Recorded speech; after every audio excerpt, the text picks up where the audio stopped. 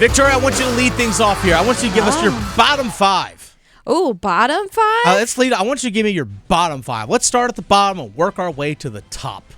Ooh, I don't know. Okay, so... Like, if you want to lead off with your top 5, I mean, by all means, go for it. Yeah, I don't know. Okay, so I will say Jaguars got to be in the bottom. Bottom 5? Absolutely. Bottom 5. That's an easy one. 100%. I would also put the Browns in the bottom 5. Yeah, they kind of stink. Even though they beat the Steelers this past Thursday night. It's just I'm not convinced. I don't know. If they get another win, that'll totally be a different situation. Next, I would definitely say the Raiders. The Raiders are definitely in the bottom 5. Oof. For sure. Let me see. And I'm dabbling between two here. I would also say the Saints are in the bottom. Yeah, they're a complete and total hot mess. And then to round it all off, I got to go with the Giants. Yeah, Giants stink. Hot garbage. Yeah, the Giants stink. I'm just going to go and put that out there. They're pretty bad. They're actually going to be my number 32. Nice. Giants. Man, they did Daniel Jones wrong. Daniel Jones, by the way, actually signed with the Minnesota Vikings. Well, look at him, Signed with the Minnesota Vikings. He was like, hey, you know what? Mobile athletic quarterback. Could be used in a pinch in a backup situation. I don't hate the move. No, I don't hate it. The Vikings do love them some seconds. That they do. That they do. Kirk Cousins, Sam Darnold, Daniel Jones. I mean, it's a theme. Hey, whatever works for you, it's a theme. Hey, plenty of seconds tomorrow. That's all I'm going to say. Plenty of seconds tomorrow. All of it. Leftovers are amazing. So the Giants are number 32 on my list. Even though their record they're improving and they're playing better. Obviously, the Carolina Panthers are 3-8 on the season. That's why I'm going to put number 31. David Tepper is number 31. Not the Panthers as a team. The guys on the field. I'm putting David Tepper at number 31 because Mr. Tepper. That's the reason why I'm going to put that.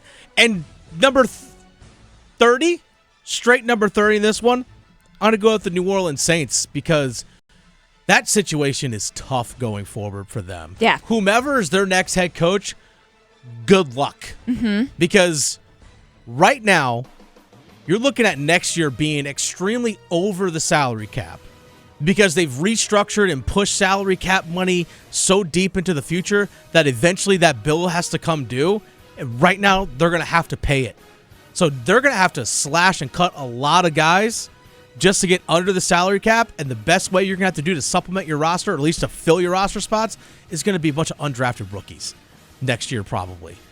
I think even they're projected, I have to go back and check and see, I think even for 2026, they might be even projected to be over the salary cap in 2026. Yeah. 2 years from now. Wow. Yeah. Not great. No. Like, your quarterback is old and not that good, Derrick Carr.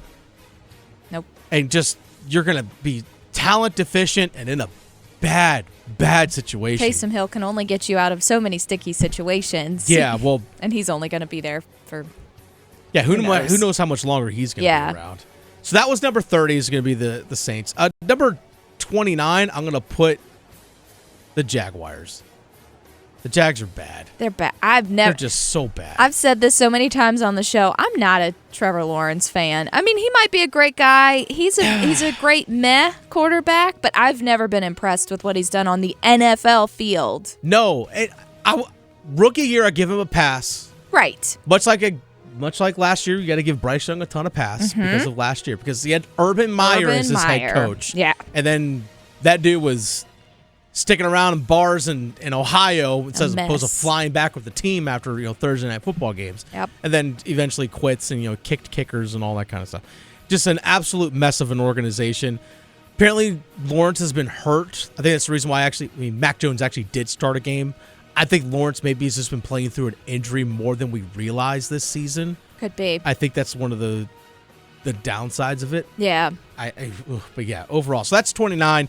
And my 28th, so for our bottom 5 of the NFL, Deshaun Watson. I'm going to put Deshaun Watson at number 28. Not the Cleveland Browns as a whole, because I actually do think there's some really good players on the Browns team. They're trying. They are. And you know what? They've rallied around Jameis Winston so far. I mean, keep eating W's while they're still there. But Jameis is just pure entertainment. Let's be real. Call it what it is. He's pure entertainment. Speaking of a football team that have a theme with their quarterbacks. Entertainment. Yeah. Oh, yeah. Well, there's that. Yeah. There's also... Good point, Victoria. We'll leave it at that. Let's get to our top 5 of the NFL. I like it. Let's go. Okay. So mine in particular, I'm going to start from the bottom of the top 5. Okay, so 5 up to 1. Hit Yes. I'm going to say the Eagles. This is difficult because... Really? Okay. Yeah. Once you see my top 5, I'll say what. But All right. Eagles only because... I'm curious with Nick Sirianni not going for field goals when he should have. Mm-hmm. I'm hoping he's learned from his mistakes, but I don't know. I don't trust it because, Eagles playoffs, it's not reliable at all. No, then it's not. I would say the Ravens. They have a lot of weapons. It's just whether they utilize them all the time because they also have a lot of sloppy mistakes every now and again with penalties and things like that. But when they are clicking, they're clicking. Mm-hmm. Next, the Chiefs. Okay. Chiefs. Patrick okay. Mahomes You're and 4. company. I think so because I don't know. Patrick Mahomes, they get it done, but they keep it close. It's like they play to their opponent versus my number 2, which we'll get to in just a second. Yeah, they play to the level of their competition. That makes perfect sense. Yeah. That makes perfect sense. That's why they have all these close games. That's why when I see spreads with the Chiefs that are in double digits, I think, ooh, I don't know what we're doing here. 8 games decided by 1 possession or less. And Yes. Sunday's walk-off field goal in Carolina was the 5th walk-off win for them this season. Exactly. So, I don't know. I feel like they're going to play with their food. They're going to get some more losses. Not going to be great. But the opposite of that, I love this team so much. Dan Campbell and company. Let's go, Detroit Lions. They're my your number 3. 2. They're my top 2. Oh, 2. Okay, sorry. Yeah, so because we got Eagles, Yep. Ravens, Chiefs. Okay, I didn't hear you say Ravens. Yes. Now we're on the Lions. Love this team so much. It's so fun to watch them. He goes for it. I am so excited for that. I would love to see them in the Super Bowl. I have no dog in this. I'm not from Detroit, but I just love this team. I love Dan Campbell. And my top one right now, the Bills. Okay. Until they prove me differently, Josh Allen will drag them to the playoffs. So I think the Bills right now are hot. I like it. All right, number 5 for me is the Steelers' defense because the Steelers' defense is really what's been carrying them this season. Yes. Not Russell Wilson or even Justin Fields when he was in there. It's the Steelers' defense that's been consistent all year. Give me the Steelers' defense at number 5. Number 4, it's Saquon Barkley. Oh, gosh. He's the one that's been dragging that team. He has wheels for feet. It's crazy. It's He's amazing so what that fast. dude has been doing He's this so season. fast. So number 4, it's Saquon Barkley.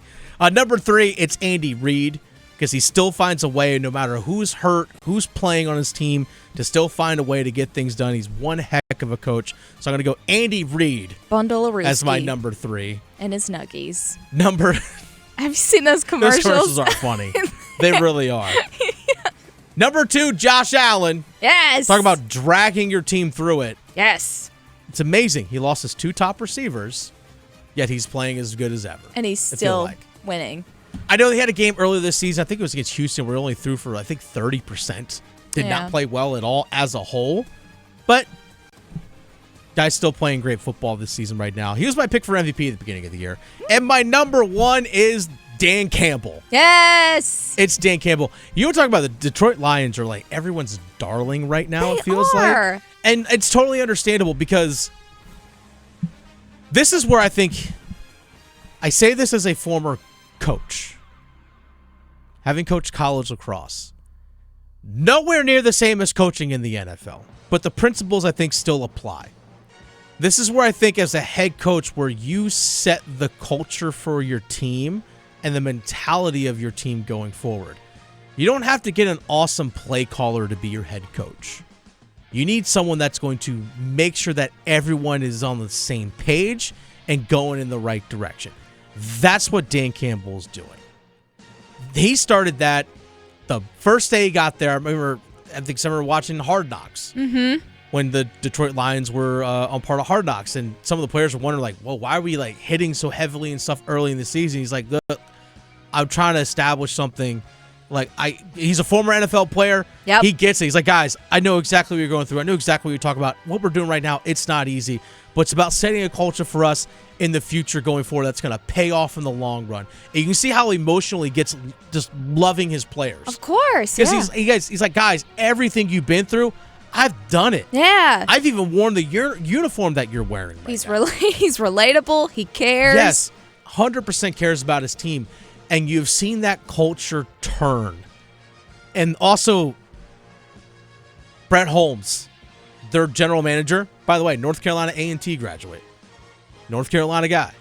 And they asked Ben Johnson, offensive coordinator, who's a North Carolina guy. Yep.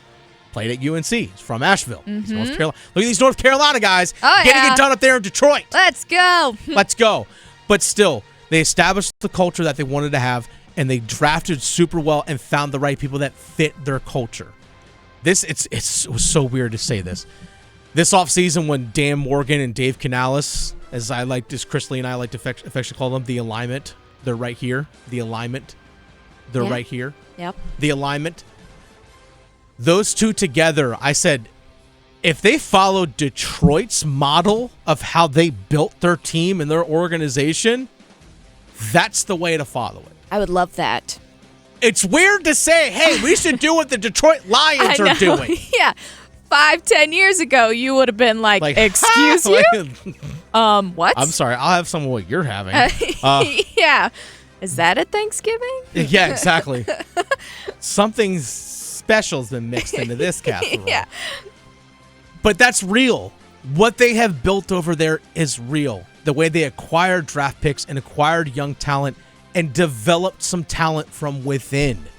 And they rewarded talent. For example, Aleem McNeil, defensive lineman, just got paid earlier this season. Drafted out of NC State, third-round pick. A third-round pick a few years ago, got paid from right here in Raleigh. Went to Sanderson High School.